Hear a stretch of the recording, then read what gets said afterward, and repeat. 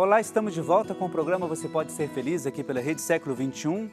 Estamos conversando sobre esta questão toda do coração de Jesus, da nossa espiritualidade e como que esta figura do bom pastor, a gente tem insistido nisso, ela pode nos ajudar a compreender melhor esse lado humano de Jesus, a sua preocupação com o outro, a sua preocupação com as pessoas, principalmente com aquelas pessoas mais frágeis.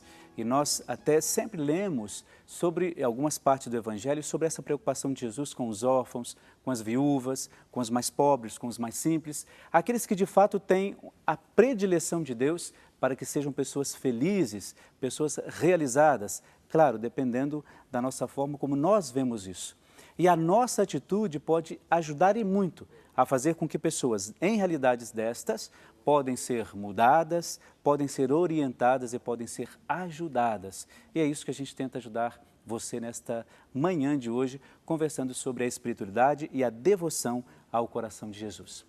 Eu continuo o nosso bate-papo aqui com o Frei José Eduardo. Nós falamos do bom pastor e nós falamos do coração de Jesus. Existem algumas coisas que são muito presentes na vida das pessoas, principalmente quando Jesus, no seu evangelho, ele sempre fala de que ele é o bom pastor. E quando se trata de pastor, tem o pastor e tem as ovelhas que são pastoreadas, como nós vimos naquele VT lá no início do nosso programa, quase no início do programa. Agora, como que a pessoa, eu mesmo, por exemplo, enquanto padre Air, eu posso ser um pastor das ovelhas e ao mesmo tempo eu posso e devo ser as ovelhas? Como que funciona isso? Como é que a gente explicaria isso para quem está em casa? Gostaria que o senhor me permitisse, aí é outro trecho do Evangelho, onde Jesus vai visitar os amigos. Vai visitar o quê? Os amigos. Os amigos. Na casa de Betânia, casa de descanso, a casa onde ele se sentia ele próprio. E eu creio que quando nós falamos de pastor, e também ser ovelha, é exatamente isso. A casa de Betânia representa isso. Maria que fica aos pés do Mestre para escutar, para absorver, ou seja, para acolher aquilo. A ovelha, como vimos naquele VT, ela também fica ao pé do Mestre para poder acompanhar, para se sentir fortificada. E também o pastor se sente bem ao estar com a ovelha. E a figura de Jesus nos evangelhos, principalmente de Lucas, passa várias vezes em Betânia para descansar, para conversar, para estar com os amigos. Creio que o pastor também é essa pessoa, onde ele pode também abrir o seu coração, abrir o seu coração com tranquilidade. Eu cultivo amizades, eu acho que é essencial para cada pessoa também cultivar suas amizades, para que também possa descansar, onde possa tirar um tempo para se reabastecer. Vejo também Betânia como esse reabastecimento para Jesus, né? E acho que a figura mais significativa de Betânia para mim é quando Jesus, no Evangelho de Lucas, está indo ao encontro da cruz de Jerusalém. E ele para em Betânia. E tem aquela belíssima convivência com Lázaro, com Maria, com Marta, que tem muito a ensinar. Ali a dimensão de ser ovelha, de Maria, de Marta, de Lázaro, e a dimensão também de ser pastor, que ensina, mas também de ser ovelha, que fica ali junto com os outros, com os demais. Você sabe que eu gosto dessa comparação entre pastor e ovelha, porque, se você me permite, assim, completar um pouco isso que você disse. Você disse bem, gostei disso, essa questão do ouvir, não é? Eu ainda não tinha pensado a partir dessa perspectiva. Você ouvir o mestre e naquele momento você é ovelha porque você escuta algo que você depois pode usar no momento em que você é pastor, no momento em que você cuida. Então, eu sempre tenho essa visão assim, para quem tem casa, por exemplo, quando você é pastor, é quando você assume para si essa qualidade de zelar pelo outro, né? Por exemplo, eu cuido de você. Então, nesse momento, eu exerço esse papel de pastor. Dentro disso que você me disse. Agora, quando eu estou ouvindo, quando eu estou permitindo que outros cuidem de mim, eu sou ovelha. Você sabe por quê? No nosso dia a dia, às vezes a gente não permite isso.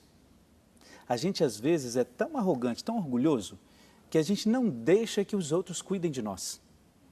A gente não permite que os outros façam da vida deles aquele momento, aquele ministério que ele tem de ser pastor, ou seja, aquele que cuida, aquele que percebe as diferenças, as necessidades. Eu acho que aí, eu não sei se você concorda comigo, mas assim, aí que entra a diferença entre a palavra amor e a palavra compaixão. Eu não sei o que a psicologia diz disso, né? Não sei o que as ciências aí dizem isso. Mas eu vejo uma diferença muito grande entre amor e entre compaixão. Você vê diferença nisso, nessas duas palavras? Amor e compaixão. Compaixão, alguns vão definir como sentir com. Né? Exatamente. Amor, eu digo que talvez seja uma linha muito tênue, né? Onde a gente pode também dizer que... É mais branda que a compaixão, né? Está, mas creio que talvez essa palavra compaixão, ela exige muito mais. Exatamente isso. É aí que está a diferença entre amor e compaixão. Pode completar. Ela exige muito mais. Se o senhor me permite, claro, pular também nas cenas do Evangelho. É bom que a gente vai desenvolvendo toda a palavra de Deus num instante só. Então, para quem está em casa, isso é muito bom. Nós já falamos dessa primeira passagem que a gente lê como João, não lemos ainda, mas a passagem do bom pastor nas ovelhas. Você falou dessa passagem de Betânia, onde Maria acolhe e ouve a palavra de Jesus. É bom que a gente vai passando pelo Evangelho, pela palavra de Deus. Fique à vontade. Chegando ao momento da cruz, nós temos uma dificuldade, o senhor falava há pouco, do deixar-se cuidar. Né? E quando a gente não permite que o outro cuide de nós, toque naquilo que às vezes é mais íntimo, e claro, isso precisa que seja uma intimidade, um relacionamento. Vejo a minha relação com Deus como essa intimidade. E Jesus nos permite visualizar isso na cruz, quando Ele permite que, no final de tudo, alguém ainda crave em seu peito, ou seja, no seu coração, uma lança que deixa se esvaziar tudo o que está no coração. Né? É esse esvaziamento que se dá para o outro, que se entrega para o outro. A compaixão é isso, compreendo como isso. Deixar que o outro toque naquilo que é sagrado para nós. Sagrado coração de Jesus, o nosso sagrado coração, o nosso íntimo. E quando nós deixamos que essa casca da ferida seja desvelada, seja tirada, nos permite colocar remédio. Claro que arde quando você passa álcool numa ferida, quando você passa o não é tão agradável, não é agradável, mas eu volto à cena de Betânia de novo, aonde Jesus deixou-se tocar pelas feridas que se derramou nos olhos daquela mulher que lavou os seus pés. Enxugou com os cabelos e em seguida colocou o remédio, o bálsamo. Quando nós temos essa intimidade, a gente permite que o outro faça isso. Então, por isso que eu me remeto à casa de Betânia, me remeto a esse momento da cruz, onde temos que deixar que o outro crave em nós a lança que é necessária para que a gente, de fato, se esvazie do pus que existe na nossa ferida. E, tirando isso, temos a capacidade de estar limpo. Olho para essa mulher com essa capacidade de uma intimidade tamanha com Jesus, de lavar os seus pés, limpar os pés e colocar o bálsamo, alívio. E dali não tem mais um odor, e sim ali tem uma fragrância que toma conta de toda a casa, diz o Evangelho de Lucas. Eu sou encantado por Lucas por conta dessa sensibilidade que ele tem, da compaixão, da misericórdia do outro. Agora, e por isso que dentro disso que você disse, o amor de fato é aquela questão que nós sentimos pelas pessoas, as pessoas dizem, eu te amo, né? Eu tenho a plenitude desse sentimento para com você, porque a pessoa, de fato, permite, quando a gente celebra o sacramento do matrimônio, é um pouco isso. A pessoa permite que o outro faça parte da vida dela, e essa permissão é, de fato, esse amor que a pessoa sente uma pela outra. E a compaixão, ela está, no meu ponto de ver, muito ligada a essa questão, essa dimensão espiritual mesmo, de entrega, de perceber a realidade do outro e ver o que você pode ajudar. Até as pessoas têm esse sentimento assim de pena, de dó das pessoas. É um sentimento muito ruim, Porque você não pode ter dó das pessoas, você tem que ter esse sentimento de compaixão para você ver como que você pode ajudar aquela pessoa. Quando, por exemplo, nós nos emocionamos com um problema que seja fora do país, dentro do país, aquela tragédia, aquela vez que teve lá em Santa Maria, quer dizer, você tem compaixão daquelas pessoas e você ajuda como você pode, sendo solidário, ou com dinheiro, ou com, sei lá, material, roupas, etc., remédios. Então, isso é o dado da compaixão, que eu levo mais por esse lado espiritual, de como a gente se consagra a uma realidade, compaixão daquela realidade. Então, eu acho tudo isso muito bonito, é importante a gente perceber essas coisas. E você citou essa questão da cruz, que eu acho primordial quando se fala da devoção ao coração de Jesus, né? Que derramou sangue e água, derramou de fato aquilo que é pleno para nós. E quando você toma Lucas, é sinal de que é algo muito especial para você, porque Lucas foi o evangelista que de fato se preocupou com aquelas pessoas que mais tinham necessidade no seu tempo. Por ter sido pagão e ter sido, eu acho que hoje a gente pode dizer assim, Lucas sofreu muito bullying naquela época porque ele era pagão. E depois, quando ele se tornou apóstolo, o que ele fez? Ele prevaleceu no seu evangelho aquilo que é próprio das pessoas que são excluídas da sociedade. Então, por isso, quando você vê no evangelho de Lucas, olha, ele fala muito sobre a mulher, ele coloca uma ênfase neste encontro da mulher com Jesus, a mulher que ajuda na evangelização, naquele tempo isso é impensável, não é? Os mais pobres, né, aqueles que eram pagãos também, tanto que a evangelização, o evangelho de Lucas, está completamente ligado a essas realidades. Então é muito bom que você fale isso, porque desperta na gente uma preocupação maior. Como que a gente está vivendo a nossa espiritualidade e a nossa devoção ao coração de Jesus? Isso é muito bonito, como nós vimos naquele testemunho mais cedo, né? A pessoa que se entrega à sua devoção e vive isso de maneira muito plena, não é? E quando a gente fala disso, como eu falei do testemunho agora, que nós vimos no primeiro bloco, no primeiro não, nos outros blocos, nós temos agora mais um testemunho, e eu gostaria que você ficasse bem atento a isso. Quem sabe esses testemunhos não te ajudem a perceber de fato como que nós podemos viver melhor a nossa devoção ao coração de Jesus. Acompanhe. Eu me devotei ao Sagrado Coração de Jesus praticamente desde o nascimento, porque eu fui batizado na Igreja do Sagrado Coração de Jesus, em Campinas. Sou devoto do Coração de Jesus e entrego toda a minha vida em suas mãos.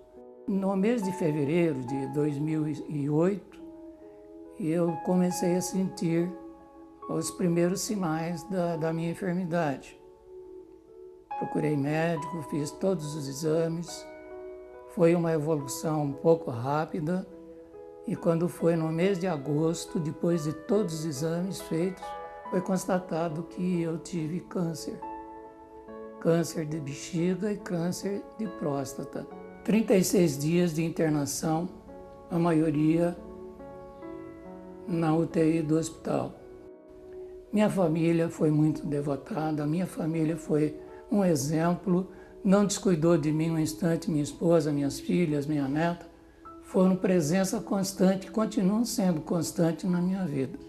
Eu acredito, assim como os médicos também acreditaram, que eu só sobrevivi graças à intervenção de Jesus junto ao Pai. O que eu posso dizer também a respeito da minha cura é a intervenção da minha família através do amor de Deus.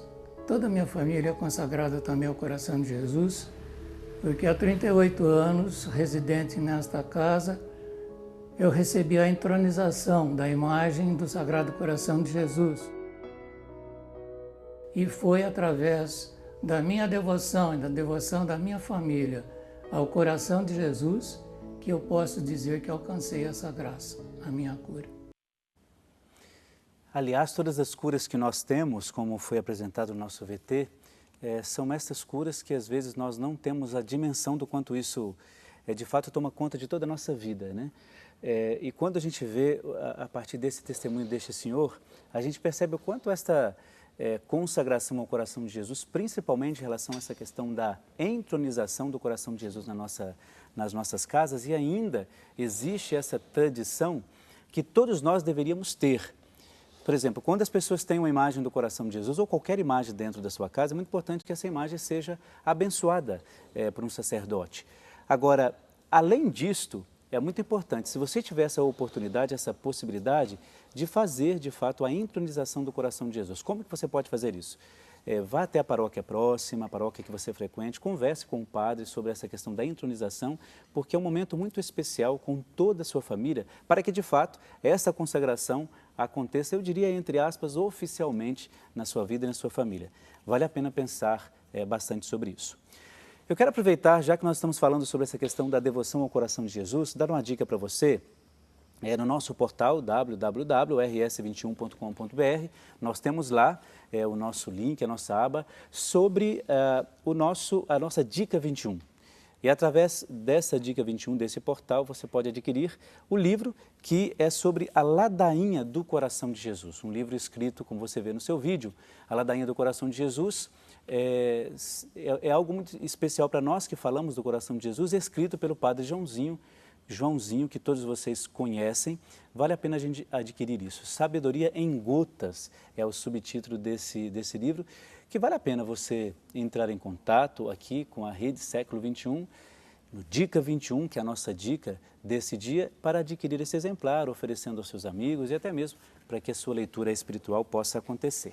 Fica aí a nossa Dica 21, para que você pense um pouco melhor sobre como você pode viver plenamente a sua espiritualidade e a sua devoção ao coração de Jesus. Frei Eduardo, você está vendo que é muito importante a gente viver plenamente essas coisas, não só a nossa devoção, mas também esse nosso espaço de encontro com os nossos irmãos que fazem os seus pedidos de oração aqui para nós, como todos estes que nós já lemos desde o início do nosso programa, mas estes outros que a gente quer apresentar aqui de uma maneira muito especial aos pés de Nossa Senhora Aparecida. A Mariette Terezinha Viete Perius, de Marechal Cândido Rondon, lá no Paraná. Também a Maria Tereza Senra Faria, do Rio de Janeiro, capital. Jacira Tenório de Franca, ela é de Recife, Pernambuco. Também a Geusa Maria Gomes Costa, ela é de Serra Talhada, lá no Pernambuco. E também, por último, a Araci Maciel Almeida, também lá do Rio de Janeiro, capital. Depois a gente volta a ler e apresentar a vocês todos esses nossos pedidos aqui, para que no final do programa a gente reze um pouco sobre todos os pedidos e também sobre os agradecimentos que os nossos irmãos apresentam. Nós vamos para um breve intervalo, daqui a pouco a gente já volta. É só um instante.